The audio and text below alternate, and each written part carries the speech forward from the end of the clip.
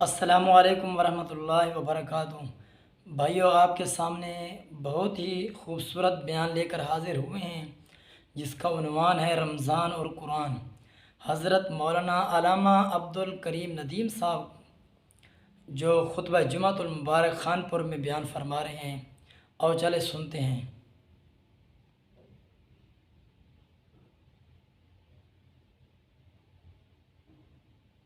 نبی صلی اللہ علیہ وسلم من صام رمضان ایمانا و احتسابا غفر له ما تقدم من ذنبه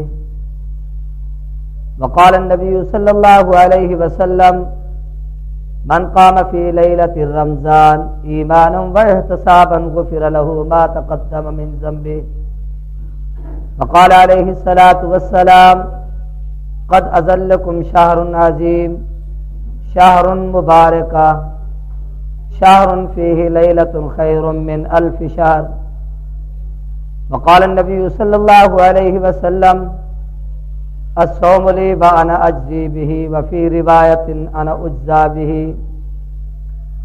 وقال علیہ الصلاة والسلام الصیام جنہ ما لم یخرقها او کما قال رسول اللہ صلی اللہ علیہ وسلم۔ درود شریف پڑھنے سے صلی اللہ علیہ محمد وعلی آل محمد کما صلیت علی ابراہیم وعلی آل ابراہیم انک حمید مجید اللهم بارک علی محمد وعلی آل محمد کما بارکت علی ابراہیم وعلی آل ابراہیم انک حمید مجید۔ قابل عزت تعظیم و تکریم واجب الاحترام بزرگوں، دوستوں اور بھائیوں، امت مسلمہ کا مقدر اور خوش نصیبی اللہ تبارک و تعالیٰ نے پھر ایک بار اس بابرکت رحمت، عزت، کرامت اور شرافت والے مہینے کو دیکھنا نصیب فرمایا ہے۔ اس پر ہم جتنا اللہ کا شکر ادا کریں اتنا کم ہے۔ گزشتہ جمعۃ المبارک کے خطبہ میں نے صرف روزے کی اہمیت پر، روزے کی فرضیت پر، روزے کی شرعی حیثیت پر گفتگو کی تھی اور بتایا تھا کہ روزہ کہتے کس کو ہیں اور اس کا حکم کیوں ہوا، پہلی امتوں پر کس انداز سے روزے تھے اور اس امت کو کیسے روزے ملے۔ آج میرا عنوان اور گفتگو جس موضوع پر کرنا چاہتا ہوں وہ رمضان المبارک کی عظمت، فضیلت ہے کہ روزے تو تمام امتوں کو ملے لیکن رمضان اس امت کے حصے اور مقدر میں آیا ہے۔ جیسے انبیاء تمام امتوں میں آئے، نبی آخر الزمان اس امت کے حصے میں، کتابیں تمام امتوں کو ملیں، قرآن اس امت کے حصے میں، مہینے تمام، روزے تمام امتوں کو ملے ہیں، مگر رمضان اس امت کے حصے میں ہے۔ یہ خصوصیت اس امت محمد الرسول اللہ صلی اللہ علیہ وسلم کے حصے میں آئی۔ قرآن مجید نے رمضان المبارک کی جو فضیلت بیان کی اس آیت کریمہ میں، آپ اس پر غور کریں تو اس سے رمضان کی عظمت واضح ہوتی ہے۔ شہر رمضان الذی انزل فیہ القرآن، اللہ فرماتے ہیں رمضان وہ بابرکت مہینہ ہے، وہ عظمت والا مہینہ ہے، وہ خوبیوں والا مہینہ ہے، انزل فیہ القرآن، جس میں اللہ نے قرآن مجید اتارا ہے۔ رمضان کی عظمت کو سمجھنے کے لیے یہ بہت بڑی بات ہے کہ اس مہینے میں اللہ نے قرآن اتارا۔ آدمی اس نسبت کو اگر سمجھ لے کہ رمضان اور قرآن میں ایک جوڑ اور نسبت کتنی عظمت والی بات ہے، تو رمضان المبارک کا احترام بھی سمجھ آ جائے گا، اس کے روزوں کی عظمت بھی سمجھ آ جائے گی کہ اللہ تبارک و تعالیٰ نے رمضان کی فضیلت کو قرآن کی نسبت سے ظاہر فرمایا ہے۔ شہر رمضان الذی انزل فیہ القرآن، اور آپ اگر اس پر غور کریں تو جس چیز کی نسبت اللہ کے قرآن سے وابستہ ہو جاتی ہے یقیناً وہ چیز محترم ہوتی ہے، اسے آدمی عزت اور احترام کی نگاہ سے دیکھتا ہے، اس کا اکرام کرتا ہے۔ میں اس کے لیے کوئی تفصیلی مثالیں نہیں بیان کرنا چاہتا چونکہ میں نے عنوان رمضان پر ہی گفتگو کرنی ہے۔ صرف اس نسبت کو سمجھنے کے لیے دو تین باتیں ذہن میں رکھیں۔ کپڑے ہزاروں ہیں دنیا میں، ہر آدمی اپنے کپڑے جا کر بازار سے خریدتا ہے، خود ان کا انتخاب کرتا ہے، اچھے اچھے کپڑے منتخب کرتا ہے۔ اپنے کپڑے لے چکنے کے بعد दुकानदार से बाज दफा हम लोग यूं कह देते हैं कि जो बचा हुआ कोई छोटा सा कपड़े का टुकड़ा हो दे देना। क्या करना है? करना क्या है? घर में कुरान रखा है, उसका गिलाफ नहीं, उस पर चढ़ाना है। अब उस दुकानदार ने ऐसा रत्ती और बेकार कपड़ा उठाकर आपकी तरफ फेंक दिया जिसकी कोई कीमत नहीं, कोई अहमियत नहीं। आप उसे बहुत बड़ा कुरान पर एहसान समझ कर ले आए कि ये कुरान के लिए कपड़ा लेके जा रहा हूं। हमने आकर उस कपड़े को कुरान मजीद से जोड़ दिया, कुरान का गिलाफ बना दिया, कुरान पर चढ़ा दिया। कपड़ा वो इतना बेकार था कि हमने खुद नहीं खरीदा, दुकानदार ने मुंतखब किया। कपड़ा इतना बेकार था, उसकी कीमत अदा नहीं की, उसने बगैर कीमत के दिया है। कपड़ा इतना वो बेकार था कि किसी अच्छे थान से हमने उसे फराया नहीं, बल्कि उसने बचा हुआ कपड़ा उठाकर दे दिया है। लेकिन जब उस कपड़े की निस्बत अल्लाह के कुरान से वाबस्ता हो जाती है तो वो कपड़ा इस कदर मोहतरम और अजमत वाला बन जाता है कि जब कुरान उठाया जाता है, गिलाफ साथ होता है। जब कुरान को सीने से लगाते हैं, गिलाफ पहले सीने से लगता है, कुरान बाद में सीने से लगता है। जब उसे चूमा जाता है, पहले आदमी उस गिलाफ को चूमता है, फिर अल्लाह के कुरान को चूमता है। जब सी एहतराम के साथ किसी जगह उसे रखता है तो पहले गिलाफ बिछाता है, ऊपर कुरान मजीद रखता है। अगर किसी का परसर की पगड़ी और रुमाल जमीन पे पड़ी हुई हो, आप उठाकर झाड़ कर ऊपर रख देंगे, लेकिन यह कपड़ा अगर जमीन पर गिर जाए उठा के साफ करेंगे, सीने से लगाएंगे, आंखों से लगाएंगे, सर पे रखेंगे, एहतराम के साथ उसे फिर कुरान मजीद पर चार कर उसे महफूज करके रख देंगे। अगर कोई शख्स आपसे ये पूछे भाई इस कपड़े की इतनी इज्जत क्यों कर रहे हो, इतनी इसकी कीमत क्यों हो गई है, इतनी इसकी वक़्त क्यों हो गई है, इतनी इसकी अहमियत क्यों हो गई है, हर रात में आपको इस सवाल का जवाब देगा भाई कपड़े तो कपड़ों जैसा है, लेकिन अब इसकी निस्बत कुरान से वाबस्ता है, कुरान की वजह से एहतराम हो रहा है। तो कपड़े की इज्जत किस वजह से हुई? सारे बोले, सारे बोले, किस वजह से हुई? निस्बत देखिए, आपको हजारों लेटर पैड मिलेंगे, हजारों कप आपको कागज मिलेंगे, हजारों किस्म के आप बेहतरीन ऐसे कागज जिस पर आप अपने विजिटिंग कार्ड छपवाते हैं, पैड तैयार कराते हैं, किताबें छापने के लिए आले से आला कागज इस्तेमाल किया जाता है। आप देखते हैं कुरान मजीद सादा रफ कागज पे छपा हुआ, जिस पे स्याही फैल जाए, कलम से लिखो तो कागज फट जाए, लेकिन जब वो कुरान मजीद जिस कागज पे लिखा हुआ हो, छोटा सा टुकड़ा जिस पे बिस्मिल्लाहिर्रहमानिर्रहीम तहरीर है, वो जमीन पे पड़ा है, आप उसको उठाएंगे, आंखों से लगाएंगे, सीने से लगाएंगे, एहतराम करेंगे, मोहब्बत की निगाह से देखेंगे, उस टुकड़े को उठाकर लाकर मस्जिद में अल्लाह के कुरान की अलमारी में रख देंगे, कुरान खोलकर उसके दरमियान में रख देते हैं। भाई कागज तो इतना बेकार है, उससे आपका विजिटिंग कार्ड नहीं बन सकता, इतना रत्ती कागज है, आप उसे लेटर पैड में इस्तेमाल नहीं कर सकते, इतना बेकार कागज है, आप अपनी किताब के लिए उसे इस्तेमाल नहीं करते, मगर इस कागज का इतना एहतराम इसलिए हो रहा है तो कि कागज तो कागजों जैसा नहीं बल्कि उनसे भी भैड़ा है, मगर अब इस कागज की निस्बत कुरान से हो गई है, इसलिए इस कागज को आंखों से भी लगाया जा रहा है, सीने से भी लगाया जा रहा है। कागज को इस तरह की इज्जत किस वजह से हुई? कुरान की निस्बत की वजह से। आप देखें लकड़ियां हमने हजारों देखी, आला किस्म के बेहतरीन फर्नीचर बने हुए देखे, लोग मेजों पर, कुर्सियों पर, सोफा सेटों पर बैठे रहते हैं, किसी को कोई इतराज नहीं। छोटी सी लकड़ी जिसका ताको मैं और आप रहल के नाम से याद करते हैं, रत्ती और बेकार लकड़ी जो घर में न रोशनदान बन सके, न खिड़की बन सके, न दरवाजा बन सके, न विंडो बन सके, न आपका सोफा सेट बन सके, न उससे कुर्सी तैयार हो सके, जो बिल्कुल बेकार लकड़ी थी आपने उठाकर मस्जिद के हवाले कर दी। मस्जिद वालों ने उस पर थोड़ी सी मेहनत करके उसे तिपाही बना ली, चौकी बना ली, उस पर अल्लाह का कुरान रखा गया। अब ये लकड़ी इतनी मोहतरम है, जहां से कुरान उठाया जाता है वहीं से रहल उठाया जाता है। जब कुरान को हाथ लगाया जाता है उस वक्त इस रहल को हाथ लगाया जाता है। जिस वक्त कुरान मजीद बंद करके रखते हैं, इस रहल को भी एहतराम के साथ वहीं रखते हैं। अगर कोई बच्चा इसके ऊपर से गुजर जाए, बच्चे को उस्ताद कान पकड़वा देता है, उसकी पिटाई करता है। अगर कोई इस पर सहारा देकर बैठ जाए, हम उसको रोकते हैं, इसका सहारा मत लो। भाई इस कागज का, इस लकड़ी का इतना एहतराम क्यों है? हम कहते हैं खुलकर ये बात कि भाई लकड़ी बाकी इसमें कोई शक नहीं, इतनी बड़ी अहमियत की मालिक नहीं थी, इतनी बेकार थी कि हमारे घर के काम नहीं आई, मगर अब इस लकड़ी की निस्बत कुरान के साथ जुड़ गई है। जिसकी निस्बत कुरान के साथ हो अल्लाह उसको अज़मतें अता किया करते हैं। अब लकड़ी का एहतराम इसलिए कर रहे हैं कि यह कुरान वाली बन चुकी है। शाहरु रमजान अल्लज़ी उन्ज़िला फ़ीहिल कुरान। अब इस निस्बत को समझिए कि अगर कपड़े का ताल्लुक कुरान के साथ जुड़ जाए وہ کپڑوں میں ممتاز ہو جائے، لکڑی کی نسبت اللہ کے قرآن سے وابستہ ہو جائے، وہ لکڑیوں میں سردار بن جائے۔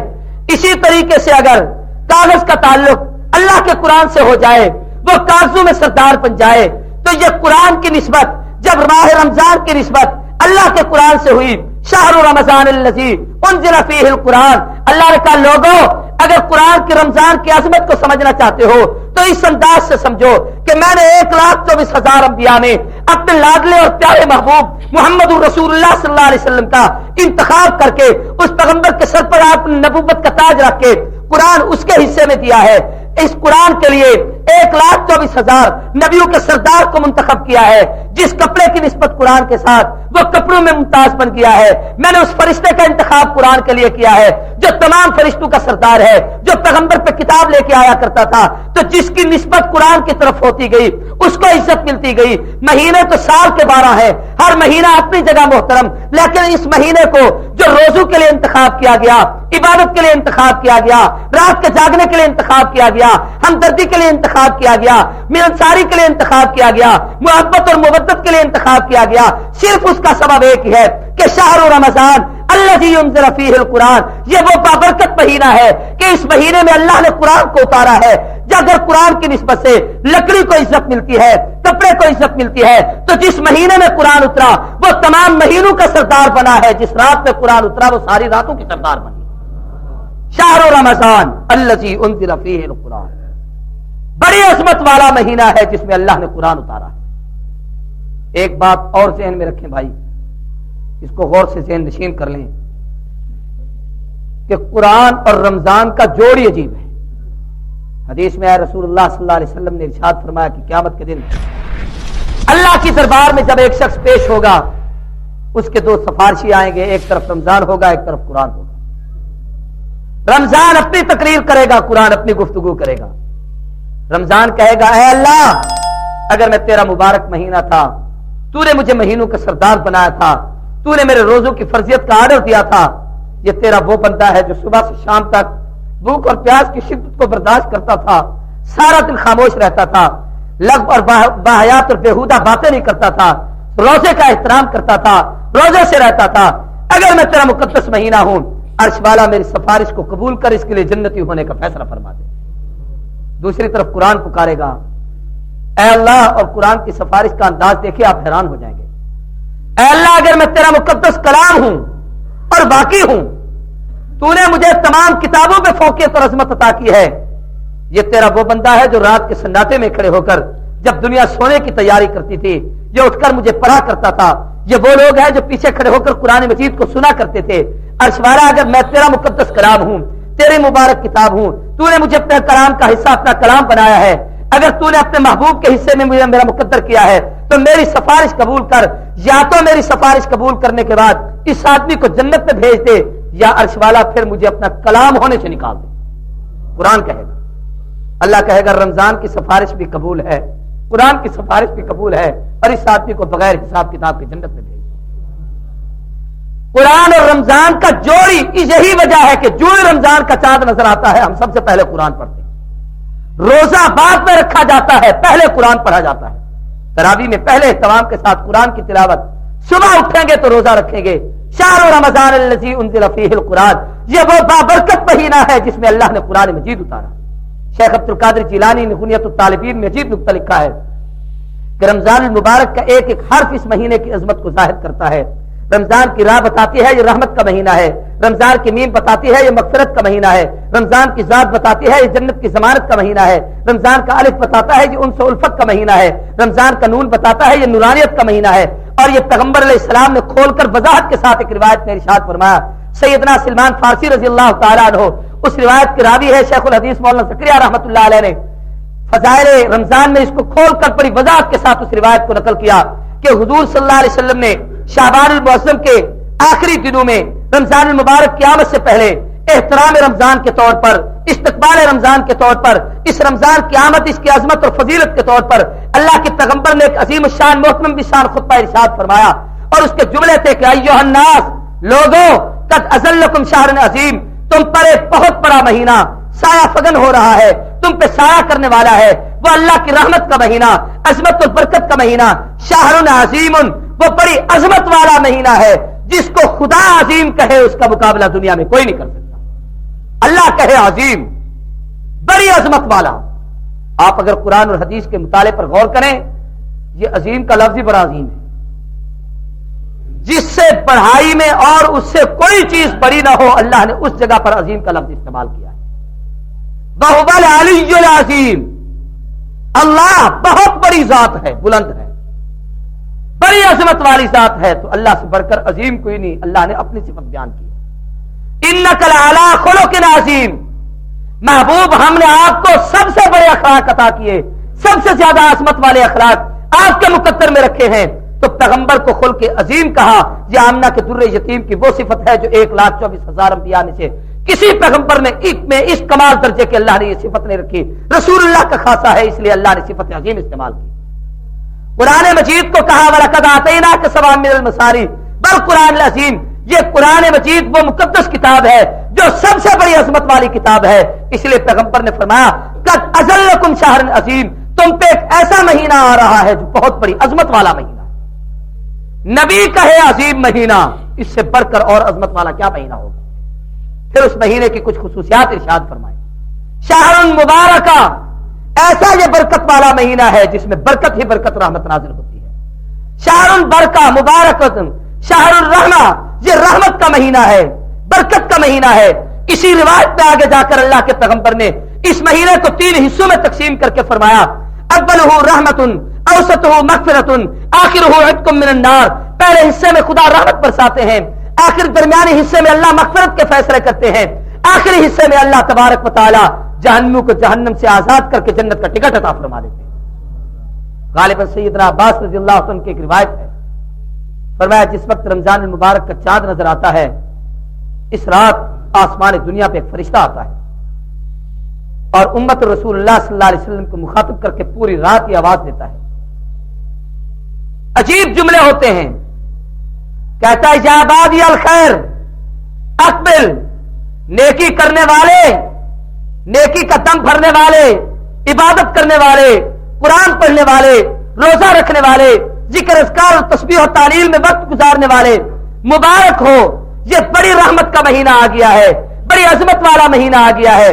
نیکی میں تھوڑا سا اضافہ کر کہ اگر روزانہ 1 پارہ پڑھتا تھا، 2 پڑھنا شروع کر، 2 پڑھتا تھا، 4 پڑھنا شروع کر، اگر پہلے روزوں کا اہتمام نہیں تھا اس مہینے کا اہتمام شروع کر۔ عام دنوں میں تو تسبیح بھی پڑھ سکتا تھا، ان دنوں تسبیح کثرت سے پڑھ، اللہ کا نام زیادہ کثرت کے ساتھ لے۔ یہ وہ نیکی کا مہینہ ہے جس میں نیکی کو بڑھا دے، اور پھر دوسرا جملہ کہتا ہے یا بادی الشر، اے برائی کرنے والے، اے برائی کو پھیلانے والے، اے برے کام کرنے والے، یہ برکت اور رحمت کا مہینہ آ گیا ہے، اب کچھ تو شرم کر، برائی سے باز آ جا، نیکی کرنے والے نیکی میں اضافہ کر، برائی کرنے والے تھوڑا سا برائی سے باز آ جا۔ آپ کا علم ہونا چاہیے یہ اس کی برکت ہوتی ہے کہ آدمی رمضان میں نیکی کی طرف زیادہ مائل ہو جاتا ہے، بدکاریوں سے خود بخود محفوظ ہو جاتا ہے۔ اور حضور نے فرمایا اس کی جب پہلی رات آتی ہے، وہ تفصیل سے ایک حدیث ہے جس میں حضور نے 5 چیزوں کی خصوصیت فرمائی کہ رمضان المبارک میں اللہ میری امت کو وہ 5 نعمتیں عطا کرتے ہیں جو غیر رمضان میں اور کسی کو نہیں ملتی۔ اس سے پہلے 1,24,000 انبیاء میں سے اللہ نے کسی کو نہیں دی، یہ صرف محمد رسول اللہ کی امت کا خاصہ ہے۔ اور ان میں سب سے ایک عظیم چیز یہ ہے، حضور نے فرمایا رمضان المبارک کے مہینے میں اللہ شیاطین کو قید کر دیتے ہیں۔ اس کی جب پہلی رات آتی ہے خدا کی طرف سے حکم ہوتا ہے کہ جہنم کے داروغے اس فرشتے کو کہ جتنے سخت شیاطین ہیں ان سب کو قید کر دیا جائے اور انہیں جہنم میں ڈال دیا جائے، انہیں اپنی جگہ پر محفوظ کر دیا گیا ہے اور ان سب کو قید کر دیا جاتا ہے۔ ان کے قید ہونے کا نتیجہ ہے کہ آدمی بہت سارے گناہوں سے محفوظ ہو کر نیکی کی طرف مائل ہو جاتا ہے، اور اگر اکا دکا ہلکی پھلکی سی جو لغزشیں ہو جاتی ہیں تو اس میں آدمی کے اپنے نفس کا یا وہ جو چھوٹے شتونگڑے، چونکہ حدیث میں سرکش شیاطین کو قید کرنے کا حکم ہے، تو چھوٹے شتونگڑے بچے ہوئے ہوتے ہیں جو ان کے داؤ قبضے میں پھنس جائے، وہ ان پر اپنا داؤ چلا دیتے ہیں، ان پہ کنٹرول کرنا شروع کرتے ہیں، ان لوگوں کو غلط کاموں کی طرف بہکاتے ہیں، پھر آدمی سے وہ غلطیاں ہو جاتی ہیں۔ ورنہ اس مہینے میں غلطی کا عام طور پر امکان نہیں ہوتا، آدمی فطری طور پر نیکی کی طرف مائل ہو جاتا ہے۔ اس بابرکت مہینے کی عظمت ہے، اس مہینے کی خصوصیت ہے، اللہ کے پیغمبر نے فرمایا جو اس مہینے میں نفل ادا کرے اللہ فرضوں کے برابر اجر عطا کرتے ہیں۔ ایک فرض ادا کرے 70 کا اجر ملتا ہے۔ ایک بڑی مشہور حدیث ہے، حضور صلی اللہ علیہ وسلم نے فرمایا کہ رمضان المبارک کا ایسا مہینہ ہے کہ جس مہینے میں یزداد فیہ رزق المؤمن، اللہ اس میں مومن کے رزق میں اضافہ فرما دیتے ہیں۔ اس پر غور کریں۔ آدمی سوچتا ہے کھانے سے رک گیا، پینے سے رک گیا، یہ کیا اضافہ ہوا مومن کے رزق میں؟ نہ کھایا نہ پیا، سارا دن بھوک اور پیاس برداشت کی، اور اللہ کے نبی فرماتے ہیں مومن کے رزق میں اضافہ ہو جاتا ہے۔ آپ اس پر غور کریں، مومن کے رزق میں اضافہ ہے، کافر کے رزق میں نہیں۔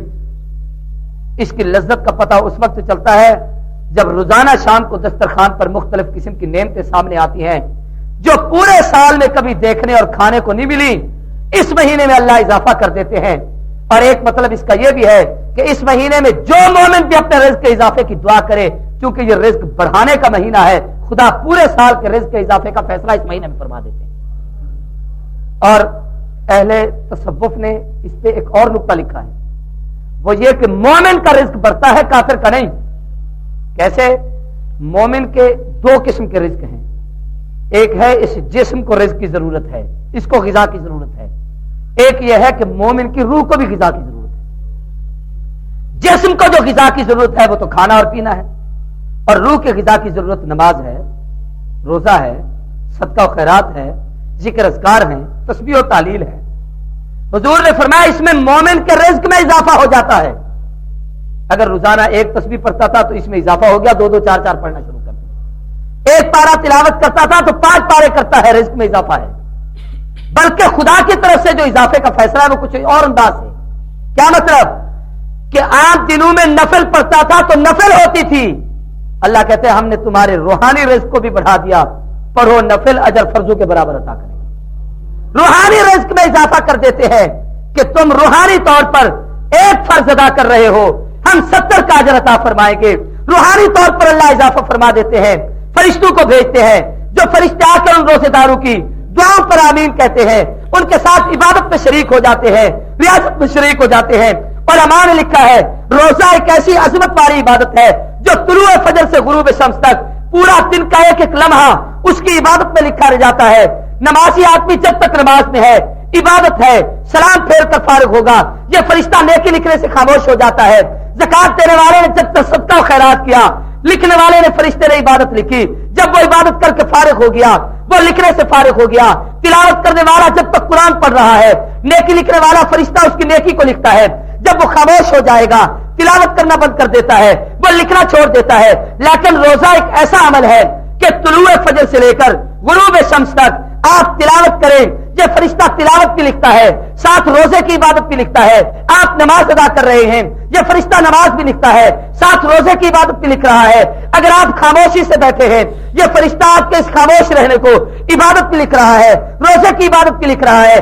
رات کو آدمی جب سو جاتا ہے، فرشتے نہ نیکی نہ بدی کوئی چیز نہیں لکھتے، لیکن جب دوپہر کے وقت روزے دار نیند کرتا ہے، اس کی آنکھیں بند ہوتی ہے، دل محو خواب ہوتا ہے، اطمینان سے سو رہا ہوتا ہے، اسے کسی چیز کی فکر نہیں، مگر فرشتہ لکھ رہا ہے کہ یہ روزے کے ساتھ ہے، اس کا ایک ایک سانس نیند والا اللہ کی عبادت میں لکھ دیا جاتا ہے۔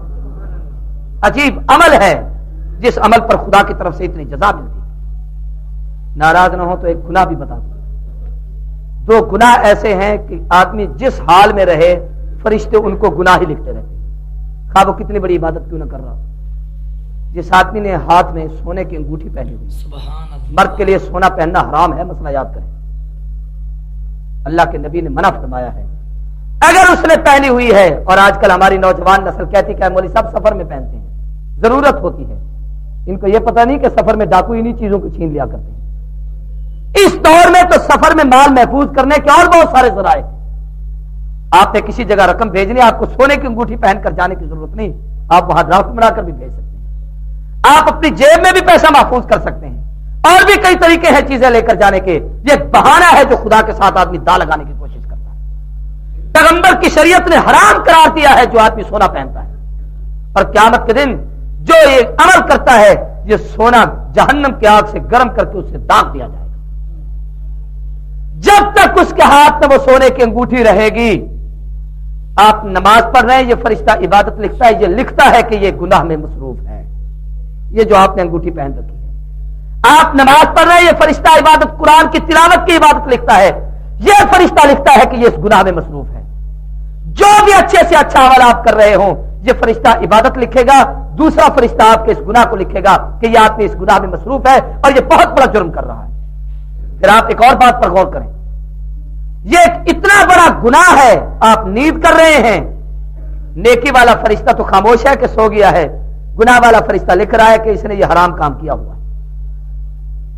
دوسرا کام بڑا مشکل ہے، کہہ دوں تو شاید یقیناً بہت سارے چہرے پریشان ہوں گے، وہ یہ ہے کہ جب میرے اور آپ کے چہرے پر اللہ کے نبی کی سنت پسند نہیں ہوتی اور اسے اتروا کر پیشاب کی گندی نالیوں میں ڈال دیا جاتا ہے، یہ اتنا بڑا جرم عظیم اور گناہ ہے کہ جس سے پیغمبر علیہ السلام نہیں 1,24,000 انبیاء علیہ الصلوۃ والتسلیمات کے عمل کی توہین ہوتی ہے۔ حضرت شیخ الحدیث مولانا زکریا نے داڑھی کے وجوب پر ایک کتاب لکھی ہے، اس کا نام ہی داڑھی کا وجوب ہے۔ بعض لوگ کہتے ہیں جی سنت کا لفظ استعمال کر لیتے ہیں، سنت ہے کون سا فرض ہے؟ صرف سنت نہیں، کوئی ولی اس وقت تک ولی نہیں بنتا جب تک اس کے چہرے پہ پیغمبر کی سنت نہ ہو۔ کسی پیغمبر کو نبوت اس وقت تک عطا نہیں ہوئی جب تک اس کے چہرے پر یہ سنت نہیں آئی۔ یہ بہت بڑا منصب ہے، اور جب آدمی کے چہرے پر یہ نہیں ہوتی، آپ نماز پڑھیں، ذکر کریں، تلاوت کریں، تسبیح پڑھیں، جو کچھ بھی کر رہے ہیں، ساری عبادتیں اپنی جگہ پر، یہ فرشتہ لکھتا ہے کہ یہ اس گناہ میں مصروف ہے۔ یہ دو جرم ایسے ہیں جو ہر حال میں لکھے جاتے ہیں۔ وہاں روزے کی عبادت اتنی عظمت والی ہے، ہر وقت عبادت لکھی جاتی ہے، یہاں یہ گناہ اتنا بڑا بدترین ہے، ہر حال میں گناہ لکھا جاتا ہے، اس کی نیکی نہیں لکھی جاتی۔ حضور اکرم صلی اللہ علیہ وسلم نے اس رمضان المبارک کے مہینے کی کچھ عظمتیں ارشاد فرمائی اور اس کے کچھ اعمال ارشاد فرمائے جن کو میں اختصار کے ساتھ آپ حضرات کے سامنے رکھنا چاہتا ہوں۔ ایک تو ارشاد فرمایا کہ لوگوں، یہ ایک ایسا بابرکت مہینہ ہے، فرمایا خلوف فم الصائم اطیب عند اللہ من ریح المسک، روزے دار کے منہ کی بو اللہ کے نزدیک مشک و عنبر سے زیادہ قیمتی ہوتی ہے۔ بڑی عظمت کی بات ہے، اس پر غور کریں۔ اس منہ کی بو سے مراد سارا دن روزہ رکھنے کے بعد عصر اور مغرب کے درمیان معدہ خالی ہونے کی وجہ سے آدمی کے منہ سے ایک ہوا سی محسوس ہوتی ہے، اسے عام طور پر آدمی محسوس کرتا ہے، بعض دفعہ خود بھی محسوس ہوتی ہے کہ میرے منہ میں عجیب سی ہوا پیدا ہو گئی۔ جس کو ہم برا محسوس کرتے ہیں سبحان اللہ کے نزدیک یہ مشک و عنبر سے زیادہ قیمتی ہے۔ کیوں؟ کہ یہ جو ہوا اندر پیدا ہوئی ہے، یہ میرے اور آپ کے دانتوں کی گندگی اب مسواک نہ کرنے کی وجہ سے نہیں، بلکہ اصل سبب اس کا یہ ہے کہ میدہ تھا خالی، وہ اندر سے ایک ہوا نکل رہی ہے، اور وہ جو میدہ ہم نے خالی کیا ہے وہ اللہ کے حکم سے، پورا دن خدا کے حکم کی پابندی کی وجہ سے ہم نے نہیں کھایا پیا۔ اس لیے علماء نے لکھا ہے کہ مسواک اپنی جگہ پر سنت ہے، اس کی وجہ سے مسواک کی سنت کو ترک نہ کیجیے۔ اور حضرت شیخ الحدیث نے تو ایک عجیب جملہ لکھا ہے کہ یہ عمل ہی بڑا عجیب ہے جو قبیلہ محبت میں سے ہے، عام آدمی اس کو نہیں سمجھ سکتا کہ جس سے پیار ہو جائے، جس سے محبت ہو جائے، محبوب کی خامیاں بھی خوبیاں لگتی ہیں۔ جس سے محبت ہو جائے آدمی اس کی کمزوریوں کو ہی خوبی محسوس کرتا ہے۔ تو روزے دار کے منہ سے آتی تو بو ہے، لیکن یہ اللہ کو محبوب ہوتا ہے کہ میرے حکم سے اس نے کھانا چھوڑا ہے، میرے حکم سے اس نے پینا چھوڑا ہے، میرے حکم سے یہ بیوی اور بچوں سے دور ہے، میرے حکم سے اس شخص نے میرے حکم کی پابندی کی ہے۔ اس کی یہ کمزوری دنیا کہے گی منہ میں بو آ رہی ہے، اللہ کہتا ہے مجھ سے پوچھو یہ مجھے کتنا پسند ہے، تمہیں خوشبو اتنی محبوب نہیں جتنی اس کے منہ کی بو مجھے محبوب۔ اللہ کا قرب اس آدمی کو بڑا نصیب ہوتا ہے۔ حضور نے فرمایا رمضان المبارک کے مہینے میں روزانہ صبح شام اللہ تبارک و تعالی جنت کو سجاتے ہیں، اور ایک روایت میں آتا ہے کہ جب رمضان کی پہلی رات کو چاند نظر آتا ہے تو جنت کی حوریں وہاں جنت کے فرشتوں سے مخاطب ہو کے کہتی ہیں اور اللہ کی طرف متوجہ ہو کے کہتی ہے کہ عرش والے خدا، ہم نے پورا سال اپنے آپ کو تیار کیا ہے، کون سے خوش نصیب۔ سبحان اللہ۔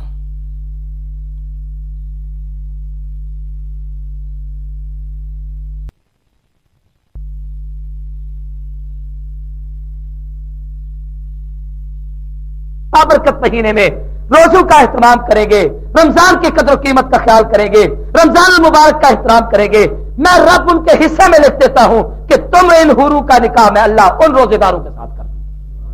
رمضان المبارک میں اس بات کی تعیناتی ہو جاتی ہے۔ اور ایک روایت میں آتا ہے روزانہ شام کو افطار کے وقت 10 लाख आदमियों की अल्लाह मगफिरत का फैसला फरमाता है रोजाना। देखें, खुदा की रहमत के खजाने रमजान में इतने हैं।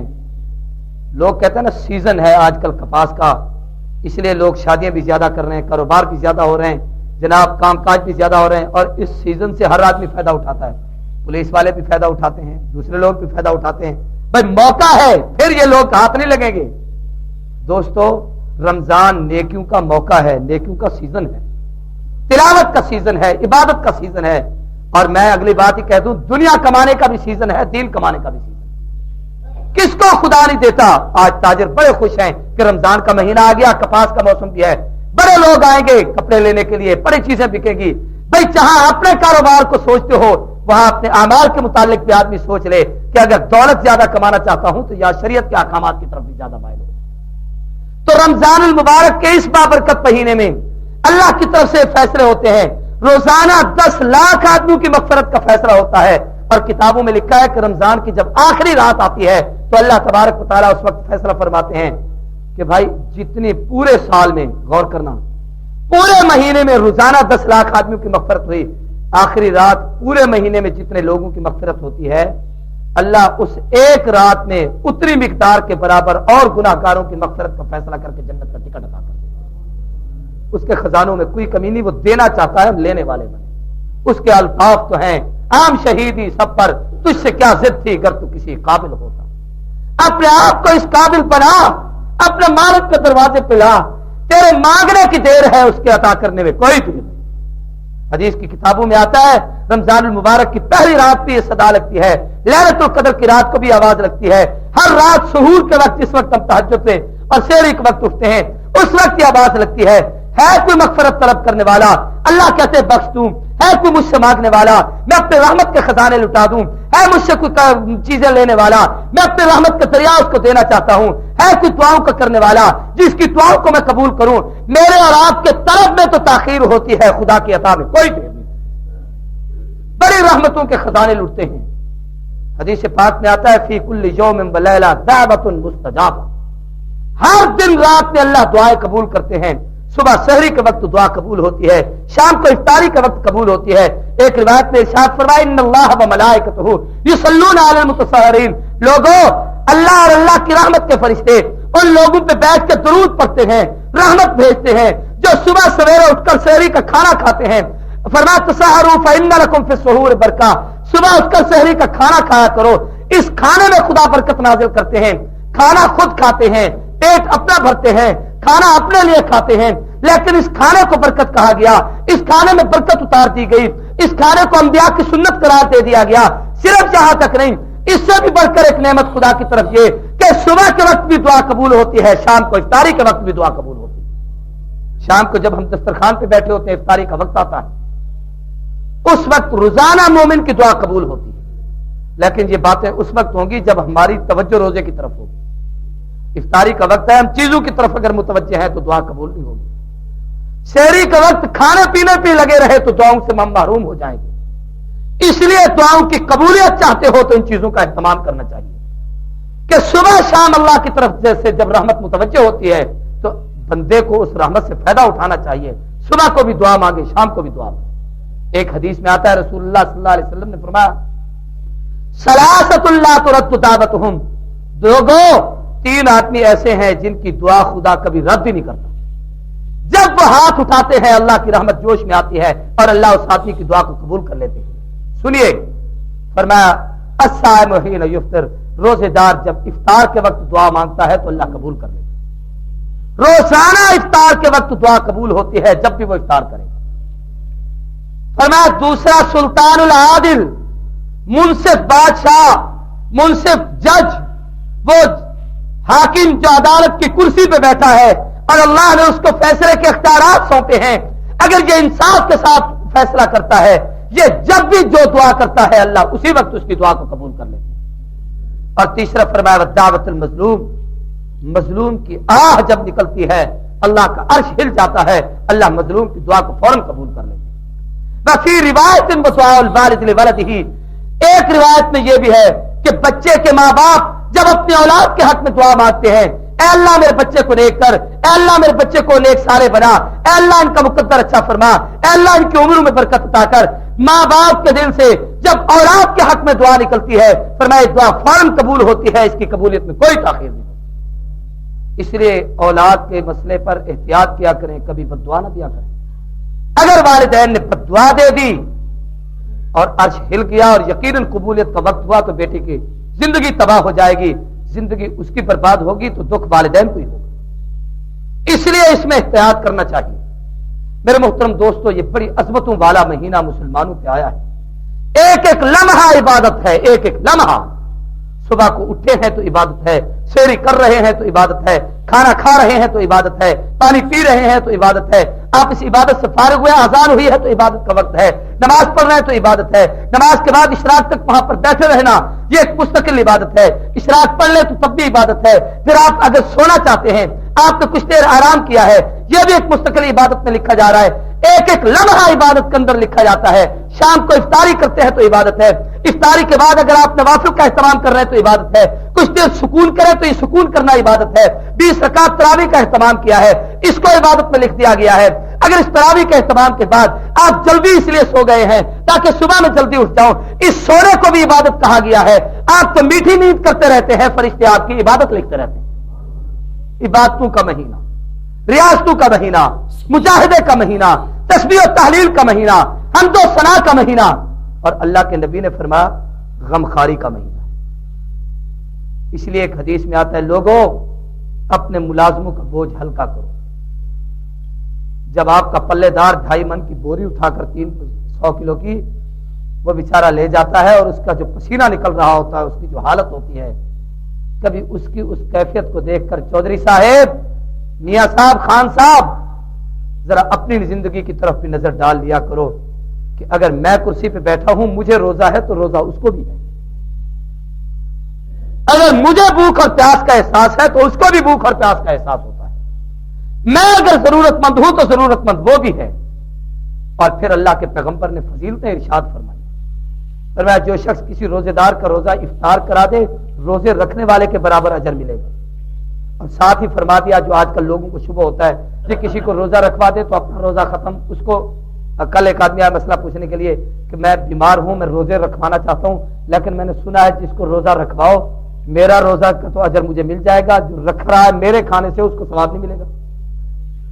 میں نے کہا وہ کسی دنیا کے حکمران کے خزانے نہیں، اس مالک کے خزانے ہیں جس میں کوئی کمی نہیں۔ دوستو ایک حدیث بڑی مشہور ہے، سب جانتے ہو، انما الاعمال بالنیات، اعمال کا دار و مدار نیتوں پر ہے۔ اس پر اگر غور کریں تو حیران ہو جائیں گے، اعمال کا لفظ بھی جمع ہے، نیات بھی جمع ہے، یعنی جس عمل میں جتنی نیتیں کرتے چلے جاؤ گے اللہ اتنے عمل قبول کر کے اجر عطا فرماتا چلا جائے گا۔ آپ نے روزہ رکھا، کھانا کھلایا ایک آدمی کو، 10 آپ نے کھجورے لے کر 10 آدمی کو دے دی، یہ نیت کی کہ میں 10 آدمی کو روزہ کھلوا رہا ہوں، ان 10 کو روزہ کھولنے کا آپ کو ان 10 کے روزہ کھلوانے کا اتنا ہی اجر ملے گا جتنا 10 آدمی نے روزہ رکھا ہے اور ان کو اجر ملے گا۔ اور پھر پیغمبر نے فرمایا ان کے اجر میں کوئی کمی نہیں کی جائے گی۔ سائل نے کہا اللہ کے رسول ہم میں سے تو ہر آدمی کو اتنی استطاعت اور طاقت نہیں کہ ہر آدمی دوسرے کو روزہ کھلوائے۔ آپ نے فرمایا اس سے مراد پیٹ بھر کے کھلانا نہیں، آپ نے کھجور دے دی، آپ نے پانی کا گھونٹ دے دیا، آپ نے اسے کوئی اور چیز ایسی دے دی جس سے اس نے افطاری کر لی ہے، اگر ان میں سے کسی ایک چیز سے اگر وہ افطار کر لیتا ہے آپ کے حصے میں اجر لکھا جاتا ہے۔ ایک بات اور بھی بڑی عجیب سی یاد کریں، دسترخوان پہ مختلف نعمتیں آئیں اور مختلف آدمیوں نے بھیج دیں، افطاری کا وقت ہے، اب 10 آدمیوں کے کھانے وہاں پر رکھے ہوئے ہیں، بھائی جس سے پہلا روزہ کھلے گا یقیناً اجر اس کو ملے گا، باقیوں کے حصے میں اجر ہوگا کہ نہیں، وہ محروم تو نہیں ہو جائیں گے؟ تو علماء نے لکھا ہے اس دسترخوان پر جتنی دیر آپ بیٹھے ہوئے ہیں، جتنی نعمتیں کھا رہے ہیں، جس کی آئی ہوئی نعمت سے آپ افطار کر رہے ہیں، ان سب کے حصے میں خدا اتنا اجر لکھے گا جتنا روزہ رکھنے والے کو اجر مل رہا ہے، اس لیے کہ اس کے خزانے میں کمی نہیں۔ ہر آدمی کی نیت یہ ہے کہ میں افطار کرا دوں، اس لیے اگر 50 آدمی بھی یہ محنت کر کے کی چیز لے آئے ہیں اور وہ وہاں اس دسترخوان پہ رکھ دی گئی ہے، 100 آدمی اگر اس سے روزہ کھول رہا ہے اور 50 آدمی کھلوانے والے ہیں، ہر ایک آدمی کو اللہ 100 آدمیوں کے روزے کا اجر عطا فرمائے، اس کے خزانے میں کوئی کمی نہیں آتی۔ یہ ایک غمخواری کا مہینہ ہے، ہمدردی کا مہینہ ہے، اللہ کے راستے میں ایثار، قربانی اور خرچ کرنے کا مہینہ ہے۔ اللہ کے پیغمبر نے بڑی عظمت ہے، ایک حدیث بڑی مشہور ہے، میں اس پر تفصیل سے تو گفتگو اگلے جمعے انشاءاللہ کروں گا، کہ حضور صلی اللہ علیہ وسلم نے فرمایا لوگوں اللہ کی رحمت سے وہ آدمی دور ہے، اللہ اسے تباہ و برباد کرے، خدا اس کو ہلاک کر دے جو رمضان المبارک کا مہینہ پائے اور رمضان کا احترام نہ کرے اور جنت کو حاصل نہ کر سکے، وہ خدا کی رحمت سے دور ہو جائے۔ ہم روزے رکھتے ہیں، جس وقت ہم روزے میں اعمال صالحہ نہیں کرتے، روزے کے اندر روزے کے آداب کا لحاظ نہیں کرتے، پھر یقیناً خدا کی گرفت کے اللہ کے نزدیک ہم اس گرفت کے مرتکب ہو جاتے ہیں، اس کے مستحق ہو جاتے ہیں۔ روزے کے آداب یہ ہیں کہ روزہ رکھنے کے بعد ان چیزوں کا خاص طور پر احتیاط کرنا چاہیے کہ آدمی کی نگاہ محفوظ رہے، نظر غلط نہ اٹھے، نظر کی حفاظت کرے، سب سے بڑی چیز ہے۔ حضور نے فرمایا شیطان کے تیروں میں سے ایک تیر ہے۔ حضرت علی نے پوچھا، سب کہیے رضی اللہ تعالی، اللہ کے رسول یہ نظر اگر پڑ جائے کسی پر تو حضور نے فرمایا پہلی نظر معاف ہے، پہلی نظر معاف ہے۔ اب اگر جب دیکھے گا تو یہ دیکھنا آنکھ کا زنا لکھا جائے گا۔ ہمارے ایک عالم ہے علامہ ڈاکٹر خالد محمود صاحب لندن کے، ان سے کسی نے پوچھا جی پہلی نظر کی حد کیا ہے؟ علامہ صاحب نے کہا جب تک دیکھ سکتے ہو۔ وہ آدمی حیران ہو گیا، اس نے کہا اس کا معنی پھر چھٹی ہے؟ فرمایا نہیں۔ کیسے؟ میری طرف دیکھیں، اب یہ آنکھ جو جھپکتی ہے نا آدمی کی، یہ اس کے بس میں نہیں کہ اس کو روک کے رکھے۔ نظر پڑی اور یوں جھپکی، جو ہی جھپکی نظر ختم۔ اب جھپکنے کے بعد اگر اس پر نظر گئی ہے تو یہ آنکھ کا زنا لکھا۔ اس لیے اگر ایسی بھاری چیز کوئی سامنے آ جائے، نظر پڑے فوراً اپنی نگاہ کا احتساب کرو، اس پہ کنٹرول کرو، تاکہ یہ نظر اس پہ ٹک نہ جائے، جم نہ جائے، اسے دیکھتے ہوئے رک نہ جائے۔ تو سب سے پہلی چیز یہ ہے کہ نظر کی حفاظت کرے انسان، زبان کی حفاظت کریں، اچھی بات کہیں۔ اس لیے حضور نے فرمایا اگر روزے دار ہو تمہیں کوئی آدمی آ کے تنگ کرے تو ایک جملہ کہہ دیا کرو، یار چپ رہے میں تو روزے سے، اس کو اتنی صاحب ہوں، میں روزے سے ہوں، اس پہ بحث نہ کرو، تکرار نہ کرو، اختلاف نہ کرو، اس سے اصرار نہ کرو، اس کے ساتھ مقابلہ بازی نہ کرو، ایک جملہ کہہ کے اپنی جان چھڑا دیا کرو، یار کچھ نہ کہے میں تو روزے سے ہوں، تو بولتا رہے میں نہیں بولتا، میں روزے سے ہوں۔ اپنے آپ کو خاموش رکھا کرو، کسی کی غیبت نہ کیجیے۔ بڑی مشہور حدیث ہے، دو عورتیں بیٹھ کر غیبت کر رہی تھیں اور روزے کا ماتم ہو رہا تھا کہ بھوک سے مر گئیں، شدت کی پیاس ہے۔ اللہ کے نبی نے فرمایا ان کو کہو یہ کیا کرے، جب کہہ کی گئی تو منہ سے بوٹیاں نکلی۔ حضور نے فرمایا تم نے اپنے مسلمان بھائی کا گوشت کھایا ہے جس کی تم نے غیبت کھائی ہے کی ہے، یہ ایسے ہے جیسے کوئی مردہ مسلمان بھائی کا گوشت کھا رہا ہو، تم نے اتنے بڑے گناہ کا ارتکاب کیا ہے۔ اور یہ بات ذہن میں رکھیے کہ بدعمالی کی وجہ سے روزہ اتنا متاثر ہوتا ہے کہ آدمی کو بھوک اور پیاس کی شدت ستانے لگ جاتی ہے، آدمی پریشان ہو جاتا ہے۔ اس لیے ان تمام چیزوں سے اپنے آپ کو محفوظ رکھیے۔ روزے کے آداب میں یہ ہے کہ حلال کھائیے۔ آج ہم کماتے ہیں، دکاندار صاحبان، تاجر صاحبان اس بات پر غور کریں، اللہ کے نبی نے آپ کے لیے جنت کے دروازے عجیب انداز سے کھولے ہیں۔ فرمایا التاجر الصدوق الامین یحشرون یوم القیامت مع النبیین، سچے اور امانت دار دیانتدار تاجر قیامت کے دن انبیاء، صدیقین اور شہداء کے ساتھ اللہ ان کا حشر فرمائے۔ کتنی بڑی بات ہے، تجارت اپنی کر رہے ہو، پیسہ اپنے لیے کما رہے ہو، جمع اپنے لیے کر رہے ہو، لیکن اللہ کے لیے کر رہے ہو کہ میں پیغمبر کی ایک سنت زندہ کر رہا ہوں کہ نبی نے بھی تجارت کی تھی، دیانتداری اور صداقت کے ساتھ۔ آپ نے اگر کسی کو دھوکہ نہیں دیا، اس نیکی کی وجہ سے قیامت کے دن حشر انبیاء کے ساتھ ہو، صدیقین کے زمرے میں ہو، شہداء کے زمرے میں ہو، یہ کتنی بڑی نعمت ہے۔ التجار فجار یحشرون یوم القیامہ الا من اتقى وبرا وصدقا۔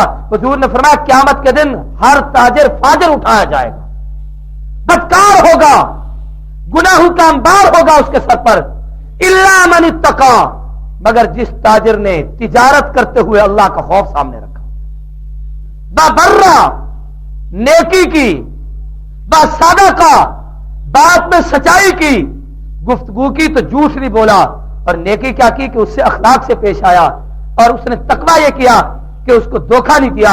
اگر اس طریقے سے تجارت کرتا ہے تو قیامت کے دن انبیاء صدیقین شہداء کے زمرے میں اٹھایا جائے. مفت میں نیکی کرنے کا موقع ہے کہ تجارت اپنی کیجئے, جنت مفت میں کما لیجیے. میرے محترم دوستو, رزق حلال سب سے بڑی چیز ہے. صدق مقال بہت بڑا عمل ہے. ہاتھوں کی حفاظت ہو کے غلط نہ اٹھیں, پاؤں کی حفاظت ہو کے غلط نہ چلیں, نگاہ کی حفاظت ہو کہ اللہ تبارک و تعالیٰ اس کی حفاظت کرے. ان چیزوں کا اہتمام کیجئے. آخر میں 4 چیزیں وہ بتاتا ہوں جو اللہ کے نبی نے ارشاد فرمائی تھی کہ ان 4 کاموں کا تم اہتمام کرو گے. اس رمضان المبارک میں وہ 4 کام کرنے کے ہیں. درود شریف پڑھے, پھر میں ان کو گوش گزار کر کے بات کو ختم کرتا ہوں. دوسرے وہ معذور تھے. ایک جگہ انہوں نے میرا درس سنا, مجھے کہا کہاں پڑھتے ہو؟ میں نے کہا بنوری ٹاؤن مال یوسف بنوری کے مدرسے میں. کس جگہ کیوں؟ میں نے بتایا میں خانپور رحیم خان کے علاقے کا ہوں. تو انہوں نے کہا بیٹے میرا دل کرتا ہے میں تمہاری خدمت کروں. اور اس وقت میری اپنی ذاتی کیفیت یہ تھی کہ میں وہاں ایک مسجد میں ملازمت کرتا تھا. والد ضعیف العمر اور بوڑھے تھے. والدہ سلائی کا کام کر کے میرے پاس پیسے بھیجا کرتی تھی, تو میں وہاں سے پھر والدین کو پیسے بھیجتا. وہ آدمی 100 روپے مہینہ مجھے دیتا تھا. میں جب کراچی چھوڑ کر ملتان میں دورہ حدیث پڑھنے کے لیے آیا, اس آدمی نے مجھے ملتان پیسے بھیجنا شروع کیے. وہ اللہ کو پیارا ہو گیا, دنیا سے چلے گئے, اللہ اس کی مغفرت کرے. خدا گواہ ہے, رات کے سناٹوں میں بعض دفعہ رات کو 2-2 بجے جلسوں میں سے جب فارغ ہوتے ہیں اور میں دعا مانگ رہا ہوتا ہوں, وہ آدمی مجھے یاد آتا ہے, آنکھوں میں آنسو آ جاتے ہیں, درد دل سے اس کے لیے دعا نکلتی ہے کہ اس آدمی کا میرے علم میں حصہ ہے. یا میں جتنا باز کرتا ہوں, تبلیغ کرتا ہوں, تعلیم دیتا ہوں, دوستوں کے پاس جا کر دین کے مسائل بیان کرتا ہوں, میری ایک ایک بات میں اس آدمی کا حصہ ہے یا اس کا صدقہ جاریہ ہے. خدا اس کو ضرور اس کا اجر عطا فرماتے ہیں. اس لیے آپ لوگ اس صدقہ جاریہ میں حصہ لیں. باتیں لمبی ہو جائے گی. 4 کام کرنے کے ہیں. اللہ کے نبی نے فرمایا اس بابرکت مہینے میں جو 4 کام کرنے کے ہیں, ایک تو یہ ہے کہ اس میں کلمہ طیب کثرت سے پڑھا کریں. افضل الذکر لا الہ الا اللہ, سب سے بہترین ذکر اللہ کا نام لینا ہے, لا الہ الا اللہ کہنا ہے. استغفار اس مہینے میں بکثرت کیا کریں. حضور نے فرمایا توبہ لمن یوجد فی صحیفۃ استغفار کثیرا, سب سے بڑا خوش نصیب آدمی وہ ہے جس کے نام اعمال میں قیامت کے دن استغفار سب سے زیادہ ہو. وہ آدمی خوش بخت ہے جس کے نام اعمال میں نیکی کے ساتھ اللہ تبارک و تعالیٰ نے استغفار کو زیادہ لکھا ہوگا.